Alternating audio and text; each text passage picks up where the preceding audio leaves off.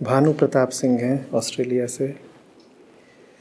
कह रहे हैं, नमन आचार्य जी, जीवन में अजीब सा अधूरापन रहता है, लगता है कुछ कमी है, लेकिन जीवन की भागादौड़ी और परिवार में इतना उलझे हुए हैं कि समय ही नहीं मिल पा रहा है ईश्वर की आराधना के लिए। इस तरह निरंतर जीवन खर्च होता जा रहा है, समाधान क्या है? सब कुछ छोड़ भी नहीं सकते और इसको बिना छोड़े कुछ और पकड़ भी नहीं पाते, कृपया मार्ग दिखाने की कृपा करें, धन्यवाद। भानु, अपनी ताकत में इजाफ़ा करना पड़ेगा, अपनी ताकत में इजाफ़ा करना पड़ेगा। अगर कह रहे हो कि अभी ऐसी हालत नहीं है कि जो पकड़ रखा है उसको छोड़ सको, और ये भी कह रहे हो कि कुछ और उठाना आवश्यक है, तो तुम्हारी ही दोनों बातों को मिलाकर मैं कहता हूँ कि तुम्हें दोनों को उठाना पड़ेगा। जो पकड़ रखा है उसको उठाना पड़ेगा, क्योंकि तुम बेबस हो, छोड़ तो पा नहीं रहे। और ये उत्तर मेरा उन सभी लोगों के लिए है, यहाँ बैठे हुए भी और वो सब भी जो ऑनलाइन देख सुन रहे हैं, जो कहते हैं कि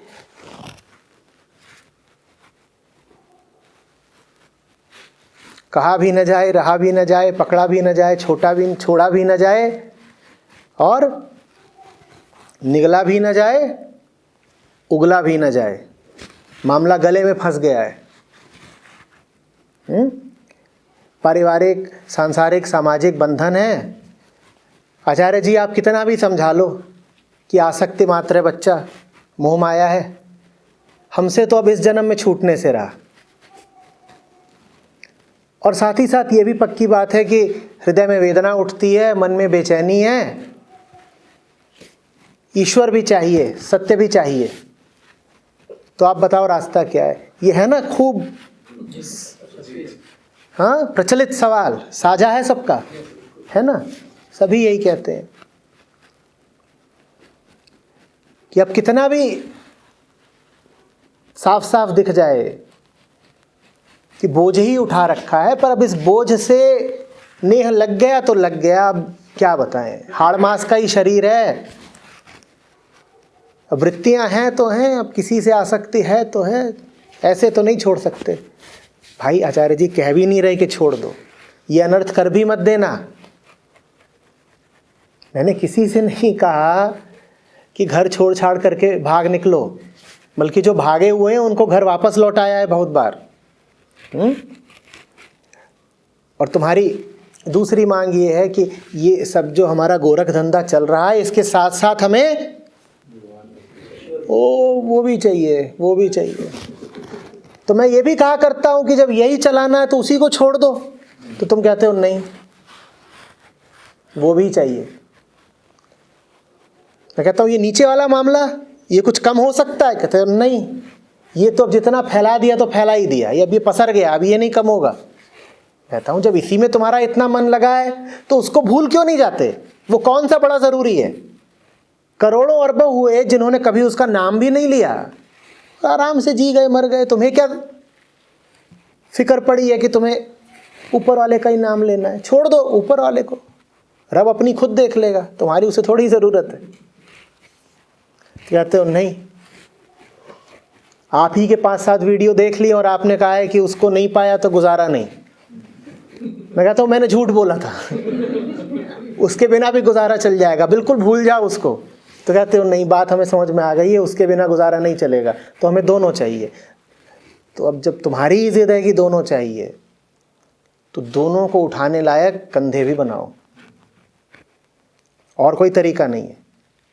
पहली ये तो तुम्हारी मांग असंभव है, चलो मान ली तुम्हारी मांग। तुम कह रहे हो सब काम, क्रोध, तृष्णा, लोभ, मोह, मात्सर्य लेकर के चलना है, और साथ ही साथ मुक्ति भी चाहिए। चलो ठीक है, तुम इतनी जिद करते हो तो ठीक है, लेकिन तुम ये भी कह रहे हो कि दोनों में से एक ही उठा सकते हैं। देखो ना, कि सब कुछ छोड़ भी नहीं सकते और बिना छोड़े कुछ पकड़ नहीं पाते, नहीं तो फिर ये नहीं चलेगा। कहीं तो तुमको थोड़ी रियायत करनी पड़ेगी ना। अगर दोनों चाहिए तो दोनों को उठाने लायक ताकत भी तुम्हें ही पैदा करनी होगी। अब उठाओ दोनों को। ये मत बोलो कि हमारे 12-14 घंटे तो काम धंधे और घर परिवार में ही लग जाते हैं, तो कहाँ से करें सत्संग और कैसे पढ़ें ग्रंथ को और कब भजन करें, कब ध्यान करें। अब ये बात नहीं कर सकते तुम। अब तुम्हें समय चुराना पड़ेगा। अब समय चुराओ, निकालो। जब तुमने ये जिद पकड़ ही ली है कि दोनों को साथ लेकर चलना है, तो भुगतो, निकालो समय, जीवन में अनुशासन लाओ। भाई फक्कड़ फकीर को कोई अनुशासन नहीं चाहिए, क्योंकि उसके पास सिर्फ रब है, उसको और कोई जिम्मेदारी नहीं पूरी करनी, तो उसको किसी अनुशासन की भी जरूरत नहीं है। उसका अनुशासन परमात्मा ही होता है, उसे और कोई अनुशासन चाहिए नहीं। पर गृहस्थ अगर कहे कि उसे गृहस्थी भी रखनी है और मोक्ष भी चाहिए, तो उसको बड़े कड़े अनुशासन की जरूरत है, क्योंकि गृहस्थी समय खूब खींचेगी, दुकान घर व्यापार समय खूब खींचेंगे। इसके साथ साथ अब तुम्हें साधना करनी है, तो साधना के लिए समय अब तुम्हें इन्हीं चीज़ों से निकालना पड़ेगा। साथ ही साथ तुम घर गृहस्थी और व्यापार का नुकसान भी नहीं कर सकते, तो काम तुम्हें उतना ही करना पड़ेगा। लेकिन पहले जो काम तुम 8 घंटे में करते थे, अब तुम्हें 5 घंटे में करना होगा। एक एक क्षण को तवज्जो देनी होगी, ताकि वो जो 3 घंटे निकले हैं, वो जो 3 घंटे निकले हैं, वो तुम उसको अर्पित कर सको। मैं अभी भी कह रहा हूं कि ये दोनों को साथ लेकर के चलने की कोशिश बड़ी नासमझी की कोशिश है, पर चलो कोई बात नहीं, ठीक, उसके दरबार में सब कबूल हो जाता है। तुम्हारी ये कोशिश भी कबूल हो जाएगी। तुम दोनों को साथ लेके चल लो, लेकिन फिर तुम्हें अनुशासन चाहिए, समय चाहिए। ये नहीं कह सकते कि मुक्ति भी चाहिए और उसको हम 15 मिनट भी देने को तैयार नहीं है, ये नहीं चलेगा। फिर छुट्टी निकालना सीखो। और छुट्टी माने ये नहीं मैं कह रहा हूं कि काम का घाटा कर लिया या जिम्मेदारियां घर की छोड़ दी। मैं कह रहा हूं उतना ही काम कम समय में करो, जिसको कहते हैं एफिशिएंसी। बढ़ाओ ना फिर। अब वो ऐसे ही बढ़ेगी कि अगर समय निकाला नहीं तो साधना हो नहीं पाएगी। साधना समय तो मांगती है। वो कालातीत होगा, वो अकाल मूर्त होगा, लेकिन उस तक पहुंचने के लिए काल की आवश्यकता पड़ती है ना। तो काल तो चाहिए, समय तो चाहिए, चाहिए ना, तो निकालो। फिर जितना तुम कटौती कर सकते हो अपने व्यर्थ के कामों में करो। तुम यही तो कहते हो कि घर को रोटी देनी है, तो रोटी देने के लिए अगर समय लगा रहे हो वाजिब है, पर तुम इधर उधर व्यर्थ घुमक्कड़ी करने में, आवारागर्दी करने में, व्यर्थ चर्चा और गॉसिप करने में समय लगा रहे हो। वो समय तो काट सकते हो ना, तो उस समय को काटो। उस समय का तो रोटी से कोई संबंध नहीं। बताओ कि है। दफ्तर में 6 घंटे करते हो काम, और उसके बाद 2 घंटे बैठ करके यारों से करते हो गपशप। काम के तुम्हें पैसे मिलते हो, पैसे तुम्हें चाहिए, बात समझ में आई कि वो पैसे तुम्हारे लिए बहुत ज़रूरी हैं, उससे तुम्हारा घर चलता है। लेकिन वो जो 2 घंटे बेकार की गपशप करते हो वो तो ज़रूरी नहीं है ना। उसको काटो, उसको काटो और वो समय लगाओ अध्यात्म में लगाओ। अब यही तरीका है। ये जो अनुशासन है ये तुम्हारी आध्यात्मिक मांसपेशियां मजबूत कर देगा। ये एक तरह की अंदरूनी वर्जिश है, इससे तुम मजबूत बन के खड़े होगे। ये आत्मा का प्राकट्य है, क्योंकि बल सब आत्मा का ही होता है। एक कबीर साहब का एक श्लोक याद आ गया, कबीर कहूँ सो नाम, सुनूं सो सिमरन, खाऊं पीऊं सो पूजा, गिरह उजाड़ एक सम लेखों, भाव न कोई दूजा। वो जब काम कर रहा है आदमी, जैसे वो काम भी तो सिमरन ध्यान। हाँ, वो काम सिमरन ध्यान बन सकता है, पर बात यह है कि ज़्यादातर जो दुनियावी काम हैं वो बने ही राम विपरीत आधार पर है।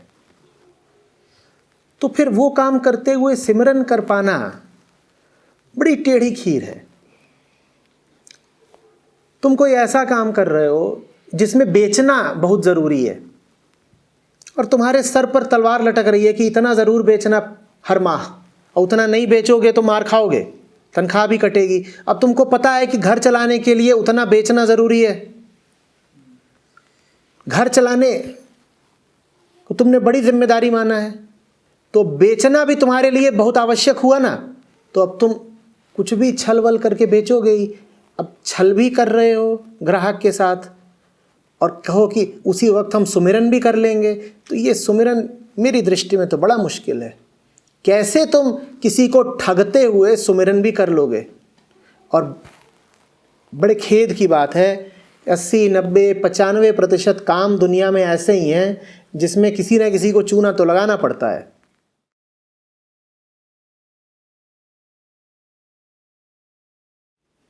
जो आपकी वास्तविक बेड़ियां हैं उनको काटने का नाम बंधन है। आपकी साधना यही थी कि आपने शराब से मुक्ति पाई, वो साधना हुई। अब वो साधना कहीं किसी शास्त्र में नहीं मिलेगी, लेकिन वही साधना है। जो सधा हुआ ना हो, जो बिगड़ैल हो, जो चंचल हो, जो उटपटांग उल्टी चाल चलता हो, उसी को साध लेने का नाम है साधना। साधना समझते हो ना, कि किसी ने कोई कला साध ली, किसी ने कोई विद्या साध ली। कभी कभी कहते हैं कि ये जो जानवर है ये सधा हुआ नहीं है, जैसे घोड़ा साध लिया। तो भीतर हमारे जो पशु बैठा है, जो हमारी सारी पाशविक वृत्तियां हैं, वो कैसी हैं? वो सधी हुई नहीं है, वो तिरछी तिरछी दुलकी दुलकी चलती हैं, कुछ भी रैंडम कह सकते हो, या ये भी कह सकते हो कि वो अधर्म की दिशा चलती हैं। साधने का मतलब है कि उन सबको संयमित करके अब धर्म की दिशा मोड़ दिया, यही साधना है। साधना करते समय ये पूरा ख्याल रहे कि कहीं ऐसा तो नहीं कि जो बिगड़ैल है और चंचल है वो तो वहां बैठा है और साध हम यहां रहे हैं। साध किसको रहे हो फिर? भाई साधने का मतलब फिर समझ लो हुआ कुश्ती। कि जो अनुशासन में आने को तैयार नहीं है, जो असाध्य हो रहा है, जो असाध्य हो रहा है, जो अनुशासन मानने को तैयार नहीं है, जो सिद्धि में आने को तैयार नहीं है, उसके साथ तुमने लड़ी कुश्ती और उसको साध लिया कि अब तू सही सही चल। तू जैसा बहका बहका चलता था, दिशाहीन, बुद्धिहीन, धर्महीन, ये नहीं चलेगा। तो अपनी दोषों से लड़ना साधना हुई, अपने डर से लड़ना साधना हुई, अपनी वृत्तियों से लड़ना ये साधना हुई। तो साधना करने के लिए सबसे पहले क्या जरूरी है? ये पता तो हो कि मेरा दोष है क्या। जब हम अपनी तरफ से तो सही कर रहे हैं, हम कह रहे हैं कि हमने साध लिया, हमें पता है हम किसी का बुरा नहीं कर रहे, कुछ गलत नहीं कर रहे, किसी के साथ हेल्पफुल हैं, उसके बावजूद क्यों ऐसा होता है? देखो, उसके आगे की जो यात्रा होती है ना, वो साफ साफ ये देखने की यात्रा होती है कि इंसान के लिए क्या ज़रूरी है। जैसे जैसे ये स्पष्ट होता जाएगा कि वो ज़्यादा ज़रूरी है, उसके सामने ये कम ज़रूरी है, वो ज़्यादा ज़रूरी है, उसके सामने ये कम ज़रूरी है, वैसे वैसे तुम अपना समय उसको ज़्यादा और ज़्यादा देते जाओगे, और इसको जो समय देते हो वो कम और कम करते जाओगे। लेकिन ये जो समय का विभाजन है, ये जो मूल्यों की वरीयता है, ये बदलेगी तभी जब पहले तुम्हें दिखाई दे कि ज़रूरी क्या है। जब तक यही सब कुछ बहुत ज़रूरी लग रहा है, तब तक तो मुश्किल से 15 मिनट ही दे पाओगे उसको। एक बात तो ये कि 15 मिनट बैठने की आवश्यकता ही नहीं है। अगर पूरा दिन ही उसके सिमरन में या जो भी आप काम कर रहे हो उसको ध्यान में रखते हुए करें। और ये बात समझ में आ गई बिल्कुल ठीक से। दूसरी बात आपने कही कि अगर ऑफिस में 6 घंटे लगा रहे हो और 2 घंटे आपके पास बचे हैं तो उसको सिमरन में लगा दो। तो उस 2 घंटे में क्या करें? उस 2 घंटे में देखो कि दिन कैसा बिताया, देखो कि जो लोग तुम्हें कुछ समझाना चाहते थे वो क्या बात बोल गए हैं। बहुत सारी चीज़ें ऐसी होंगी जो तुम्हारी नज़र में नहीं आ रही होंगी, पर दूसरों ने देखी हुई है और तुमसे प्रेम करते हैं, उनका स्नेह है तुम पर, तो समझाना चाहते हैं। गुरुओं की वाणी है, उसको पढ़ो। जब उसको पढ़ोगे, अगले दिन दफ्तर जाओगे तो वो जो 6 घंटे दे रहे हो उस 6 घंटे में और ज़्यादा सतर्क रहोगे।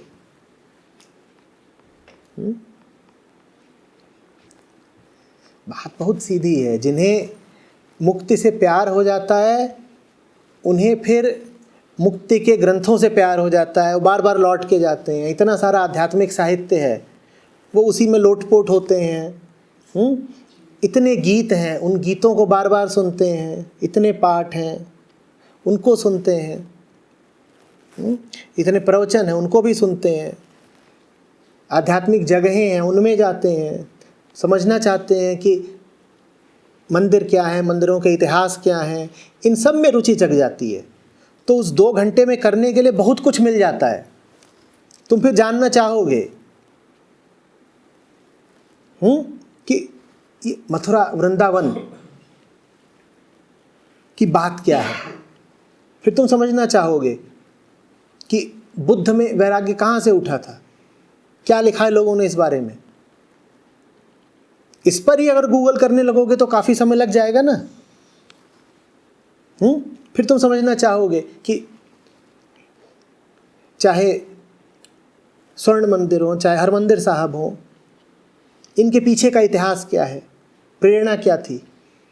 और ये सब बातें पढ़ने में रोचक भी हैं, ज्ञानवर्धक भी हैं और मन को शुद्ध भी करती हैं।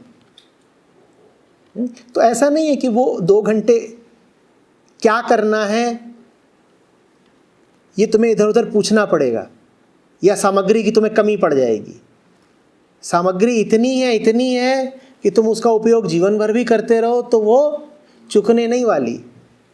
बल्कि एक मुकाम तो ऐसा आता है जब तुम सामग्री पढ़ते पढ़ते स्वयं ही सामग्री का सृजन भी करने लगते हो। बुल्ले शाह के गीत पढ़ते पढ़ते एक दिन तुम्हें पता भी नहीं चलता, तुम्हारी ज़बान भी कुछ गुनगुनाने लगती है, उसमें कुछ मौलिकता होती है। तुम्हें पता चलता है कि तुम भी संत कवि हो गए। चलो संत नहीं भी हुए तो कम से कम कवि हो गए। तो इस तरीके से गाड़ी आगे बढ़ती है, खेल अपने निष्कर्ष तक पहुंचता है।